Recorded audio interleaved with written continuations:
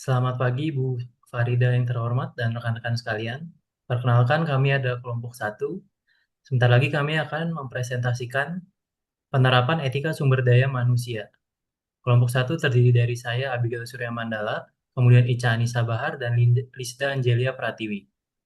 Selanjutnya akan dibacakan oleh rekan saya, Ica. Baik, terima kasih Mas Abigail. Di sini ada agenda presentasi. Agenda presentasi ini terbagi jadi 6. Yang pertama yaitu etika penarikan dan pengembangan karyawan. Dan yang kedua ada etika hubungan karyawan dengan perusahaan. Yang ketiga kewajiban karyawan dan kewajiban perusahaan. Yang keempat whistleblowing, yaitu melaporkan kesalahan perusahaan. Yang kelima hal lain yang relevan tentang etika SDM. Dan yang terakhir yaitu studi kasus terkini etika SDM. Etika penarikan dan pengembangan karyawan, yaitu dengan cara rekrutmen yang adil, transparan, dan berbasis kompetensi. Etika penarikan karyawan, yaitu ada transparansi informasi, lowongan harus menyertakan deskripsi pekerjaan, kualifikasi, dan remunerasi secara jelas dan jujur. Non-diskriminasi. Dengan catatan, seleksi hanya berdasarkan kompetensi, kualifikasi, bebas dari bias sara, gender, usia, atau latar belakang. Yaitu prosedur adil, proses seleksi terbuka, objektif, dan sama bagi semua pelamar. Tidak ada praktik nepotisme atau favoritisme. Dan ada juga kerahasiaan data pelamar. Data pribadi pelamar wajib dijaga kerahasiaannya dan tidak disalahgunakan. Feedback kepada pelamar. Pelamar berhak mendapatkan notifikasi hasil seleksi, termasuk yang tidak lolos. Dan yang terakhir ada etika wawancara. Pertanyaan wawancara harus relevan, profesional. Hindari pertanyaan privasi yang tidak relevan. Etika pengembangan karyawan, yaitu ada pelatihan berkelanjutan. Perusahaan berkewajiban menyediakan pelatihan dan pengembangan kompetensi secara adil dan merata bagi semua karyawan.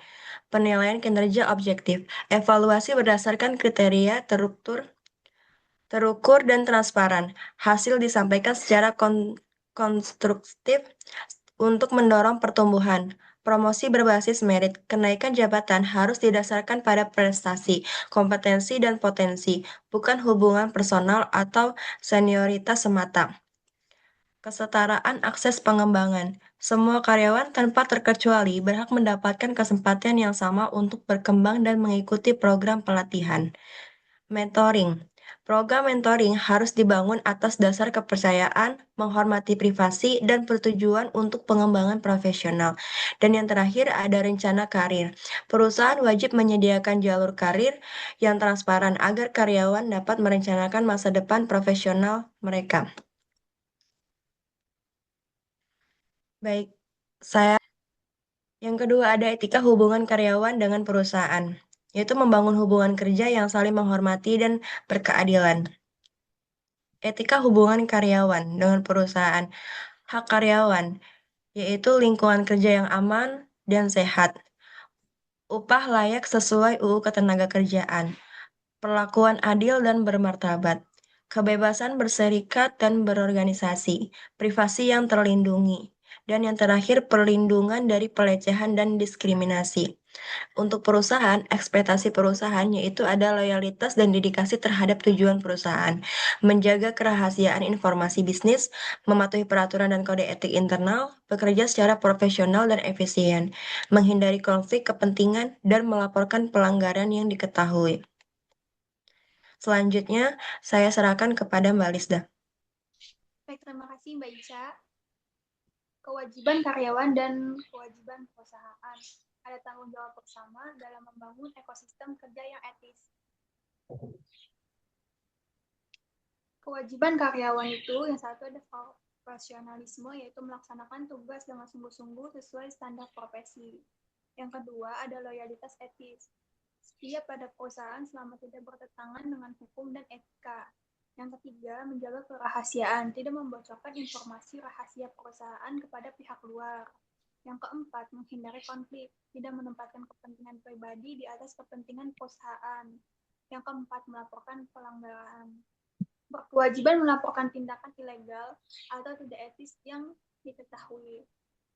Kewajiban perusahaan itu ada satu, membayar upah layak, memastikan gaji sesuai atau di atas UMR atau UMP yang berlaku, keselamatan dan kesehatan, menyediakan lingkungan kerja yang aman sesuai standar K3. Yang ketiga itu perlindungan hukum, melindungi karyawan dari diskriminasi, pelecehan, dan PHK tidak adil. Yang keempat ada tunjangan dan fasilitas, memberikan jaminan sosial atau BPJS, asuransi, dan fasilitas memadai. Yang terakhir, penghargaan dan apresiasi, mengakui kontribusi karyawan dan memberikan reward yang adil. Yang keempat, ada whistleblowing, yaitu melaporkan kesalahan perusahaan, keberanian moral untuk menegakkan kebenaran demi kepentingan publik. Definisinya dari whistleblowing itu adalah tindakan pelaporan oleh anggota organisasi, karyawan aktif, ataupun mantan karyawan atas praktik ilegal, tidak etis, atau tidak melanggar aturan kepada pihak yang berwenang secara internal maupun eksternal demi kepentingan umum. Jenis whistleblowing itu ada internal, yaitu melaporkan kepada manajemen atau unit audit compliance dalam perusahaan. Yang kedua ada eksternal, yaitu melapor kepada regulator, aparat hukum, atau media massa.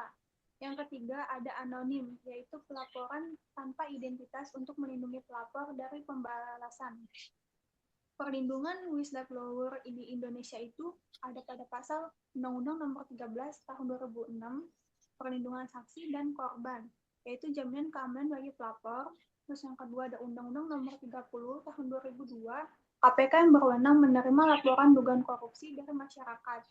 Yang ketiga ada PP Nomor 43 Tahun 2018, yaitu tata cara pelaksanaan peran masyarakat dalam pencegahan tipikor. Baik, saya serahkan kepada Mas Abigail. Terima kasih. Baik, terima kasih Mbak Lisda. Berikutnya adalah hal lain yang relevan tentang etika SDM. Dimensi yang kami pilih adalah dimensi kontemporer dalam etika SDM. Selanjutnya, di era digital ini, tantangan etika SDM berkembang sangat dinamis. Setidaknya ada 6 aspek krusial yang saat ini menjadi sorotan utama dunia korporat. Yang pertama, privasi karyawan di era digital. Perusahaan memang memiliki hak memantau kinerja. Namun di era remote working dan komunikasi digital, pemantauan email, chat, atau media sosial karyawan harus dilakukan secara proporsional. Harus ada batas tegas, mana yang merupakan pemantauan kinerja objektif, dan mana yang sudah melanggar ranah privasi pribadi. Yang kedua, etika AI dan teknologi HR. Saat ini kecerdasan buatan mulai mengambil alih tugas menyaring CV. Pertanyaannya, apakah AI tersebut bebas dari bias? Kita harus memastikan algoritma yang digunakan transparan dan adil terhadap semua pelamar. Yang ketiga, diversity, equity, and inclusion. Ketika SDM menuntut perusahaan aktif menciptakan lingkungan kerja yang inklusif, bebas dari bias sistemik, di mana setiap individu dari latar belakang apapun memiliki kesempatan yang setara untuk berkembang. Yang keempat, keseimbangan kerja kehidupan atau work-life balance. Perusahaan yang beretika tidak akan mengeksploitasi waktu karyawannya demi profit semata. Mereka wajib menghormati batasan waktu kerja, meminimalkan lembur ekstrim, serta mendukung kesehatan mental karyawan. Yang kelima, PHK yang etis dan manusiawi. PHK kadang tidak terhindarkan, namun prosesnya harus bermartabat. Dikomunikasikan secara jujur, prosedurnya adil, dan hak pesangon dibayarkan penuh tanpa manipulasi. Yang keenam, anti korupsi dan anti suap internal. Integritas perusahaan harus ditanamkan sebagai budaya. Kebijakan zero tolerance terhadap gratifikasi atau suap di internal harus ditegakkan demi menjaga keadilan kompetisi di dalam organisasi. Untuk selanjutnya adalah studi kasus terkini mengenai etika SDM. Studi kasus yang pertama adalah diskriminasi rekrutmen berbasis AI, sektor perbankan Indonesia pada tahun 2004 dan 2025. Demi efisiensi biaya dan waktu, beberapa bank besar di Indonesia mulai menerapkan sistem AI pada tahap penyaringan awal atau screening CV. Namun dalam perjalanannya ditemukan indikasi bahwa sistem kecerdasan buatan ini secara konsisten menyingkirkan pelamar yang berusia di atas 40 tahun atau pelamar dengan nama-nama yang mencerminkan etnis tertentu. meskipun kualifikasi mereka sangat kompeten dan setara dengan kandidat lain yang lolos. Permasalahan etikanya terletak pada, pertama adalah ini bentuk pelanggaran nyata terhadap prinsip non-diskriminasi dalam rekrutmen. Yang kedua ada masalah ketidaktransparan. Pelamar tidak diberitahu bahwa masa depan karir mereka ditentukan oleh sebuah algoritma komputer, bukan evaluasi manusia yang subjektif dan empatik. Ketiga, apa yang terjadi disebut historical bias. AI belajar dari data masa lalu. Jika bank tersebut di masa lalu cenderung mendominasi rekrutmen dari kelompok tertentu, AI akan mereplikasi bias tersebut secara otomatis. Analisis dan solusi dari kelompok kami adalah teknologi tidak bisa sepenuhnya disalahkan, melainkan cara kita mengelolanya. Oleh karena itu, solusi etis yang harus diambil adalah, yang pertama, perusahaan wajib melakukan audit bias secara berkala terhadap algoritma AI mereka. Yang kedua, menerapkan transparansi penuh pada pelamar mengenai penggunaan AI. Yang ketiga, menggunakan pendekatan hibrida, kombinasi AI dan evaluasi manusia, untuk memastikan keputusan akhir tidak murni diambil secara dingin oleh mesin. Yang keempat, mengintegrasikan kebijakan DEI secara eksplisit ke dalam sistem coding dan kriteria AI tersebut. Kemudian untuk studi kasus yang kedua,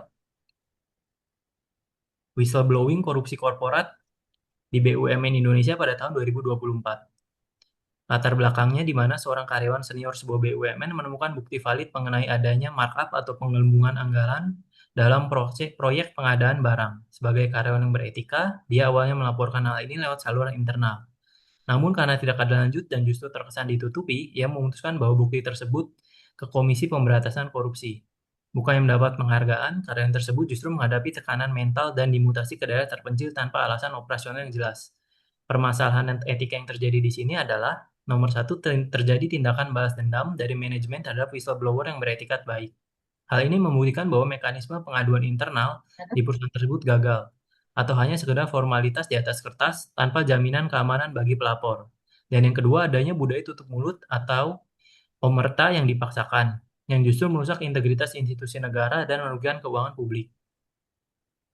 Pelajaran dan rekomendasi etis dari kelompok kami adalah, nomor satu, perusahaan wajib memiliki saluran pengaduan independen pihak ketiga agar kerahasiaan pelapor benar-benar terjamin. Kedua, jaminan pelindungan hukum dan karir bagi pelapor harus diatur secara ketat. Mutasi sepihak setelah pelaporan harus dilarang secara regulasi internal. Yang ketiga, manajemen puncak harus memiliki komitmen moral untuk menindaklanjuti laporan secara objektif demi menyelamatkan reputasi korporasi dalam jangka panjang. Selanjutnya kesimpulannya adalah, yang pertama, etika SDM bukanlah sekedar masalah kepatuhan hukum, melainkan cerminan paling jujur dari budaya, nilai, dan moralitas jati sebuah perusahaan. Yang kedua, proses rekrutmen dan pengembangan yang adil secara transparan adalah fondasi utama untuk membangun kepercayaan jangka panjang antara perusahaan dan karyawannya.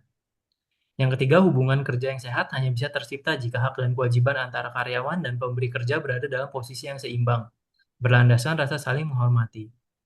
Yang keempat, whistleblowing adalah alarm moral organisasi. Ia harus dirawat dan dilindungi, bukan dibungkam, karena ia menjaga organisasi dari kehancuran moral dari dalam. Yang kelima, etika SDM modern harus adaptif terhadap isu-isu baru seperti privasi digital, bias AI, inklusivitas, dan kesehatan mental karyawan.